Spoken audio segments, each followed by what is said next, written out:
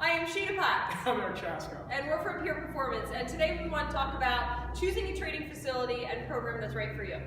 All right, so one of the conversations that we have a lot is how many choices there are out there for someone seeking a fitness or performance, strength and conditioning program, whatever you want to call it.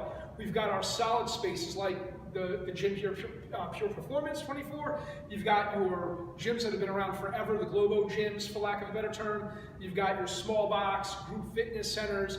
You've got your boutique personal training or / small group training places. So, how do you choose what's right for you with that? Okay, how do you kind of sift through all that? So we've got a short 3-point kind of matrix. That sounds cool, right? I like that. That sounds cool. So we've got this like little 3-point matrix you can kind of run things through. So number one is does the program, okay, that's offered there, or programming, does that match your needs? Does it meet the requirements, so to speak? So what I mean by that is if you're looking to get in shape, you're looking for fitness, you're looking to build strength, lose fat, build up your work capacity, that kind of stuff, the general fitness kind of goals, then what you're looking for is a strength and conditioning program. Right.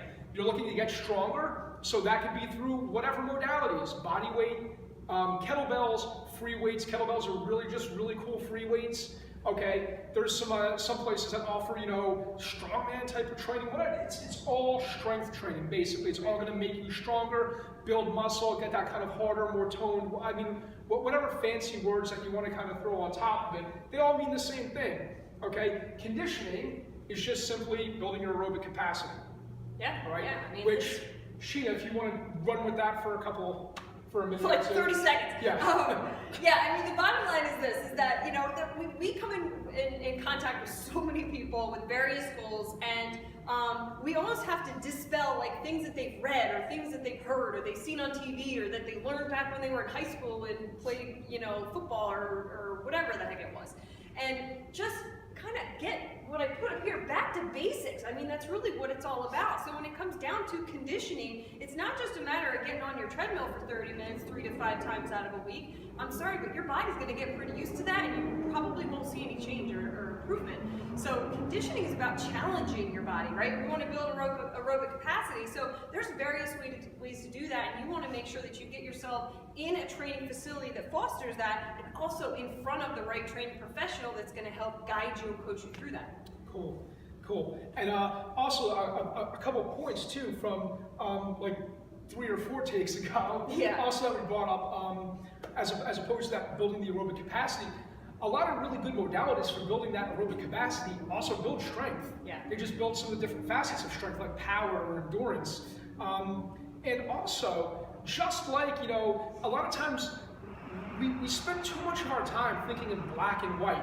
Well, this must be bad. Oh, this is good. Oh, now it's different. There's no middle ground ever. So just like, spending 30 minutes kind of on a treadmill or on a bike or whatever, just like that, after a while can be the wrong thing. So is killing yourself. And there's a lot of programs out there where like people kind of get seduced into thinking they have to beat the crap out of themselves, where they're like, taking pictures of themselves laying all over the floor and puddles of sweat and ripped up hands, and and it's like, I don't know what inner struggles are being, what wars are being waged there or whatever, but like you don't have to like die when you're training. In fact, smart training, you should leave feeling as good, if not better, than when you started. Yes. Being a little tired is okay, but feeling as if you need to crawl to the car, barely make it home, and go to sleep for an hour after, that's generally your body telling you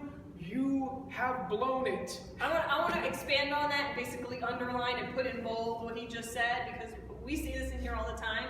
It's about training smart. Yeah, 100%. Training smart. And, I understand that from the general population perspective, they may walk into a facility and feel like they're like, oh my God, I don't know what the heck I'm doing. Well, that's what we're here for. We're going to help to guide you in that and give you the answers to help you reach the goals. It is, and it's definitely a craft to be able to take people to a limit, to where they're pushing hard. Hard enough where their bodies has to make that change to get them better, to get them stronger.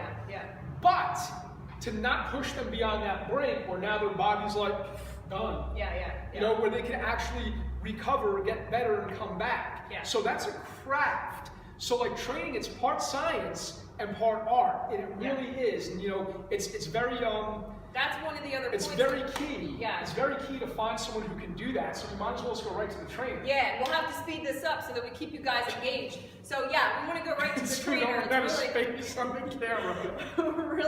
It's really important that you pick, you know, a training professional that has that background knowledge and expertise. So because this is not cookie cutter. I mean, you have to work with somebody that is skilled enough to make progressions, regressions based on where you are, and that's important. Like he said, it's a craft, and you know, it's years of experience. We just figured it out today that between the two of us, we've got like 30 years of experience combined, which that's important. I've learned a lot of lessons in my 15 years and totally shifted the way that I even work with people from day one to today. So that, you know, point number 2, absolutely need to research and find out about the person that you are entrusting your fitness with. And then point number 3, our last point's the facility. And this is one of those things, this kind of came off of a conversation we had. And again, we kind of get wound up about this stuff. What's the facility look like? And what I mean by what does it look like, I don't mean like aesthetically. What I mean is when you walk in, does it look like the place is just, it's optimized for training?